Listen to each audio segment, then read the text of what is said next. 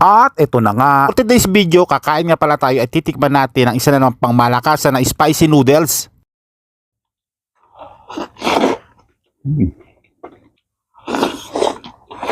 Kaya naman umpisa na natin ang magluto. Napakasimple at napakabilis lang itong lutuin. At ito pala yung titikman nating spicy noodles. Pagkatapos nga pala natin magpakulo ng may tubig na may gatas, lalagyan na pala natin dito yung pinaka noodles nila. At habang pinakukulo pala natin yan, isasama na natin dito yung pinaka sauce. Ang sauce na nakikita nyo ay yung pinaka spicy niya talaga. At yung pangalawang ilalagay naman natin dito yung pinaka powder niya. Ito yung tawag sa kanya dito, cheese. At tag-add lang din pala tayo dito ng mismong cheese din. Kaya mapapansin nyo mas kumulay yung ating noodles. At maglalagay din pala tayo dito ng enoki mushroom. At ito na nga. At finally, tapos na pala yung ating nilutong spicy noodles. At sigurado talaga mapapalaban tayo sa sobrang spicy neto. At kaya paano pang hinihintay natin? Tara na, kainan na!